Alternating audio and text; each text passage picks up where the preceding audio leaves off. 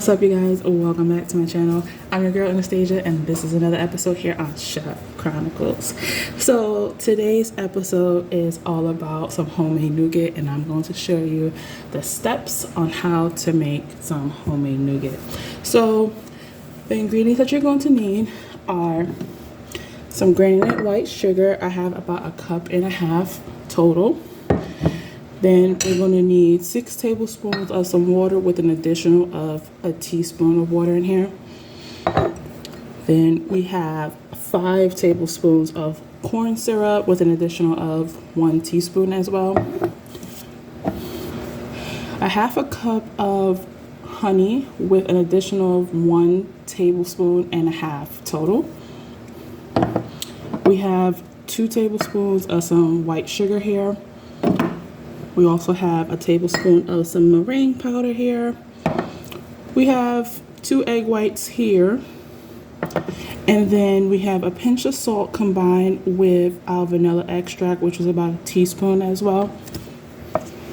So when you're about to get started, make sure you separate everything so that way it looks according to you. So that way you know which is which and where is what going. So I have my 1/2 cup 1.5 cup of granulated sugar and my water and my corn syrup together, so that I know that is going to be our sugar syrup.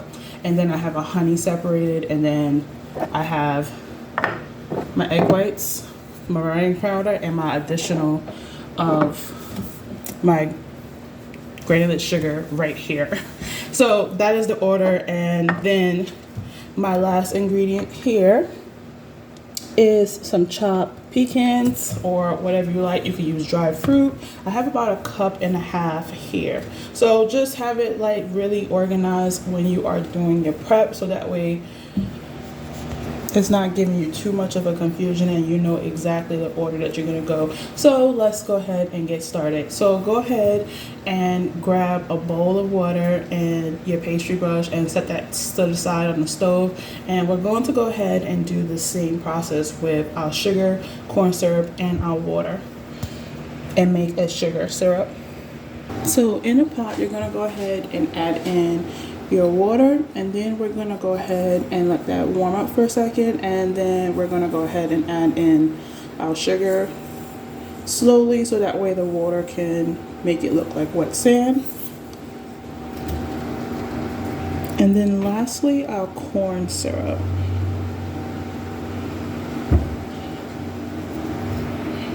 And what we're going to do here is consistently clean our bowl, going around the side of the rims, and then we're going to cook our sugar syrup all the way up to 311 degrees Fahrenheit, but we're going to do this medium to low heat, so that way we're able to control it. So do that process until it reaches the desired temperature. While that sugar is coming up to 311 degrees Fahrenheit, you're going to insert your probe thermometer, and it's going to alert you at that time frame. The next side, you're going to go ahead and add in your honey into a pot and cook that to 226 degrees Fahrenheit. So in the meantime, we're going to go ahead and take our egg whites while the honey is going ahead and heat up to 226. We're going to take our egg whites, our meringue powder, and our granulated sugar, and we're going to mix this up.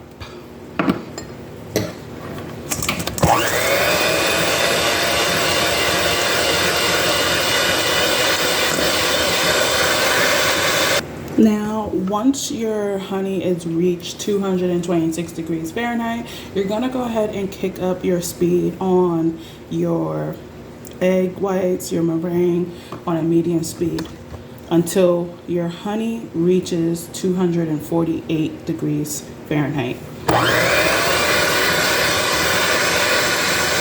Now, it shouldn't take that long for the honey to get to 248, so we're going to go ahead and add in our honey into our egg white mixture.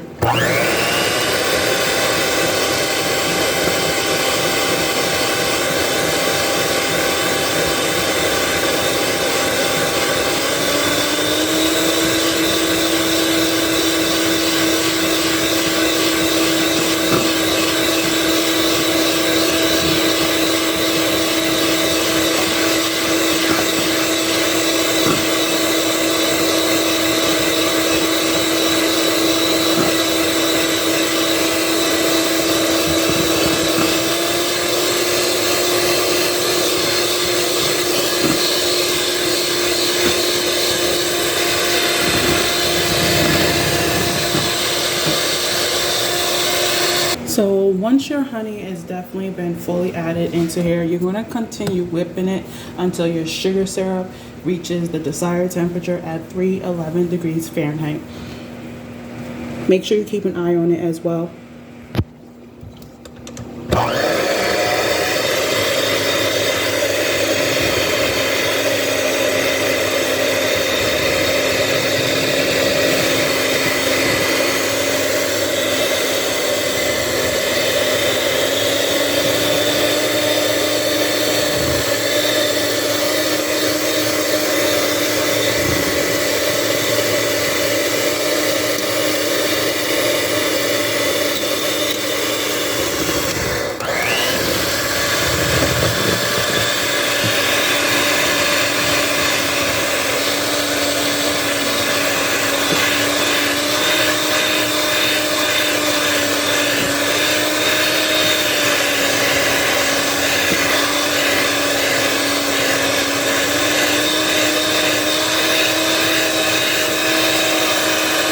So as you can see, I definitely waited until the temperature of our sugar syrup we reached 311 degrees Fahrenheit. So I quickly went ahead and added in while I was mixing the mixture. Add it in quickly, and once it's completely added, you're going to whip it for at least additional 3 minutes. So after the 3 minutes, we're going to go and take our fixings like our vanilla extract, which is what I'm using, our salt, and if you want to put like lemon zest in there, you can, but I'm just using vanilla extract for both. So we're going to go ahead and take it and go ahead and add it in like so. And then we're going to just go ahead and whip this up until it's fully mixed and combined.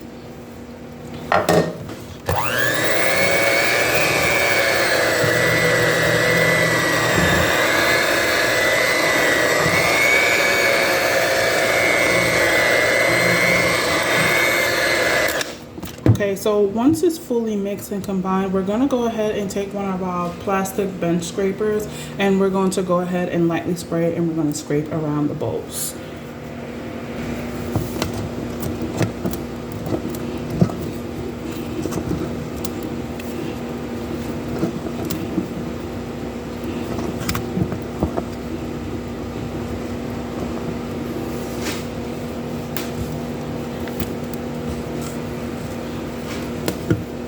Once the sides are completely scraped down, you're going to go ahead and add in your type of nuts. It could be almond, it could be peanuts, it can be, fruits like dried fruit if you want.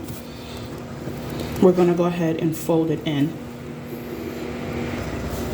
So you see, I'm folding it in, and it's really good to have like the bench scraper spray because you notice that it's not sticking.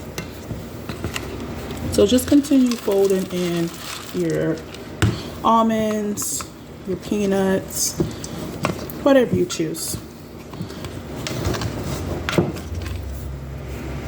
Okay, so now that you have your any type of nut that you put inside there, you're going to go ahead and take it into a 8x8 square pan, and you're going to go ahead and transfer it. I did go ahead and lightly spray that alongside with my parchment paper, but you're going to go ahead and take an additional parchment paper, and you're going to make it to the size of the pan, and you're going to spray that also lightly as well. And then once you do that, you're going to go ahead and make sure your spatula, your bench scraper, is still sprayed, and you're going to go ahead and gently remove it out into the prepared pan. Now, I do recommend that once you add in the stage, when you add in the sugar syrup, you definitely want to have another bowl on the side that is bigger enough, and you want to have that lightly sprayed, and then go ahead and whip it, just so that way it can be able to release from the pan. Okay, so now that we got it out into the prepared pan, we're going to go take the parchment paper that has the pan spray, and we're going to go ahead and cover it over, and we're going to gently push it into the corners.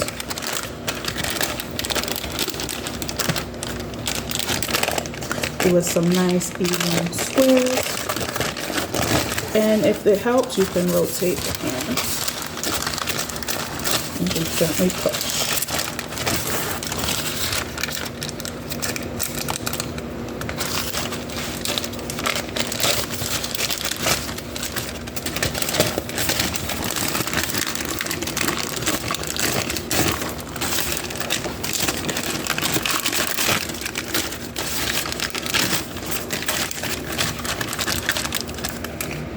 And there it is, very nice and smooth right there. So the next step takes a long process. So if you go ahead and do this like right before you go into work, or you know you want to go ahead and let it sit overnight, you could go ahead and prep this up for work, before work, and then several hours, which is 8 hours later, your nougat should be cooled enough where you can just gently remove it out. But if you want to go ahead and leave it overnight, you can.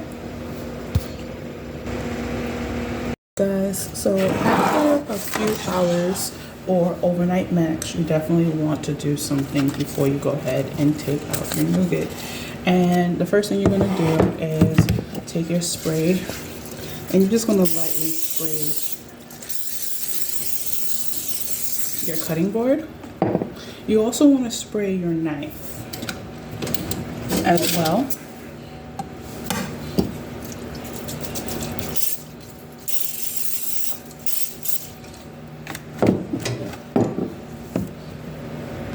And lastly, you want to spray your offset spatula.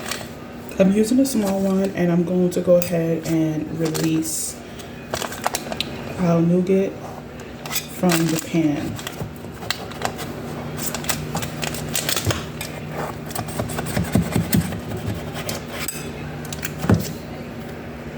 Okay, so definitely once you do all those steps, you definitely spray it. I'm definitely wearing some gloves because nougat could get really sticky. Now you can gently trim off the corners if you like.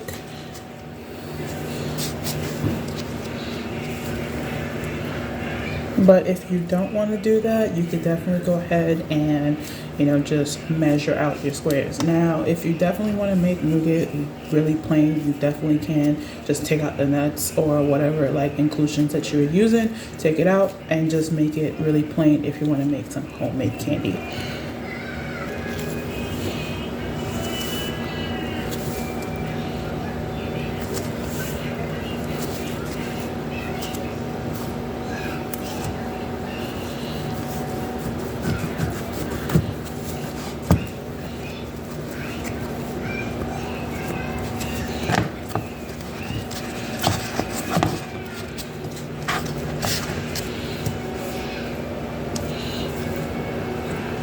So as you can see, I'm cutting it different sizes. I scored it at the end so that way I know my meeting points. So here are different cuts you can do. Like this is like 1.5. This is like end pieces here. And then these two here are 2. So it all depends on you, what you want. If you want it to be smaller for like candy bars, you can. If you want it to be bigger because you don't want to like stand here and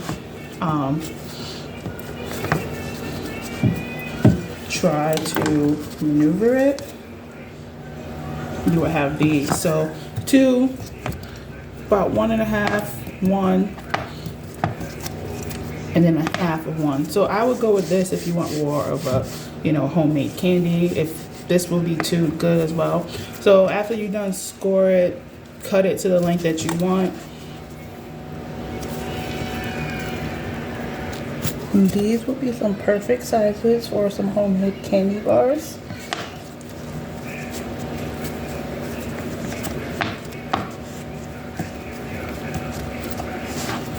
And then if you don't want to do that, you could just cut them into squares.